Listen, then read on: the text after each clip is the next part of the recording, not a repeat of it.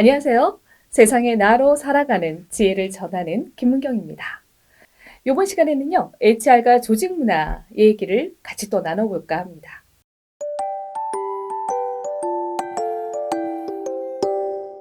요즘 기업에서 강의를 하다 보면요, 조직 문화가 성과와 어떤 관련이 있는지 그거에 관련돼서 강의를 좀 해주세요 라는 얘기를 많이 합니다.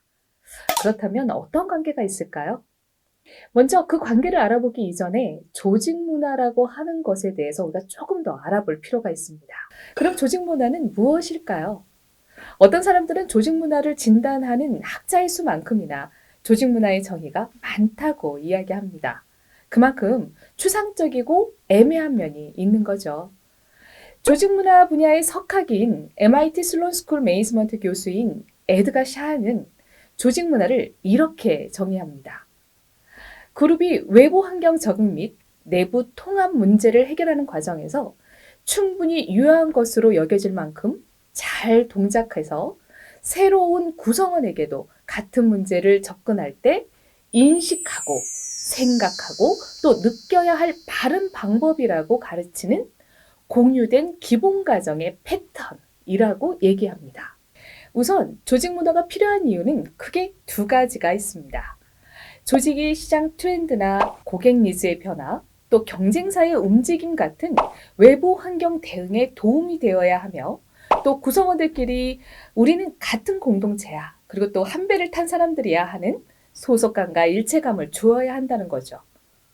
우리가 이러한 문화를 가지고 일했더니 이 두 가지 문제가 잘 해결되더라 라는 것이 입증이 된다면 그때부터 새로운 구성원들에게도 이 문화를 가르치게 됩니다. 그것이 바로 기업의 조직 문화가 되는 거죠. 그럼 에드가 샤이는 조직 문화에는 3단계가 있다고 얘기합니다. 그 3단계의 첫 번째는 겉으로 드러나는 단계인 인공물입니다. 그 아래에 우리가 또 표방하는 가치가 있고요. 또 그 아래에는 빙산에 드러나지 않는 부분으로 공유된 기본 가정이 있습니다. 이거를 베이직 어셈션이라고 얘기하죠. 첫 번째 단계인 인공물은 우리가 보고 듣고 느낄 수 있는 단계입니다. 회사 주차장에서 엘리베이터 입구 가까운 쪽은 누구의 주차장이 있나요? 또 로비는 어떤 분위기를 주나요? 또 우리 회사의 사무실의 레이아웃은 어떤가요? 또 우리 회사의 실장님, 팀장님, 그 다음 파트장님의 수는 몇 명이지? 이런 것들 또한 바로 우리가 얘기하는 인공물이고요. 가장 중요한 질문입니다. 여러분은 이 회사에서 일하고 싶으신가요? 이 회사가 어떤 산업에 속해 있는지도 모르고 또 어떤 직무를 뽑는지, 연봉이나 복리후생이 어떻게 되는지 모름에도 불구하고 이 회사에 가고 싶다 또는 가고 싶지 않다 라는 어떤 느낌이 있으실 겁니다. 또 회사에 딱 들어가서 사무실의 책상 배치에도 조직 문화에 대해 주는 메시지가 있기 때문이죠.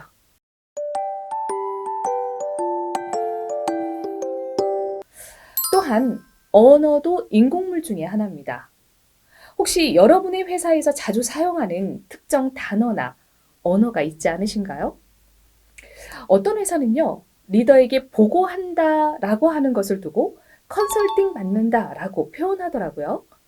리더의 전문성을 인정해주는 느낌도 들고 또 리더가 제안하는 것을 실행하는 것이 본인이 주도권이 있는 것 같은 인상을 주기는 합니다만 문제는 진짜 컨설팅의 경우에는 제안받을 내용을 실행하지 않을 권한이 있다는 점입니다.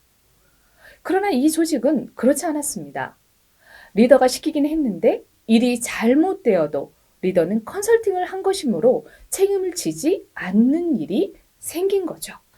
아, 이렇게 하면 어떨까? 라고 아이디어만 늘어놓고 결과가 좋지 않으면 담당자에게 책임을 돌리는 일이 많아진 겁니다.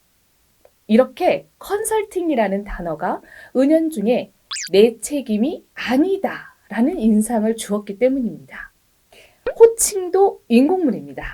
한때 대기업들이 호칭을 통이라는 게 유행이었죠. 님자로 통이라는 회사도 있고요. 현재 프로로 부르는 회사도 있습니다. 아예 영어 이름으로 다 통이라는 회사도 있었죠. 이러한 호칭과 직급 체계뿐만 아니라 자기보다 직급이 낮은 사람에게 반말을 쓰는지 또 존댓말을 쓰는지 그 조직의 소통과 의사결정에 큰 영향을 미치는 요소이기도 합니다. 마지막으로 각종 제도도 인공물입니다.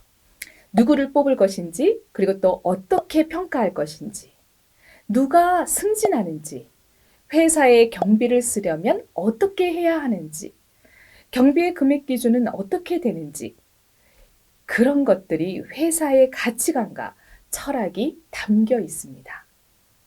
문제는 이러한 인공물들이 가장 겉으로 드러나 있어서 눈에는 잘 보이지만 그 밑에 어떠한 가치관이 담겨 있는지 알아차리는 데는 해석이 필요하다는 점입니다.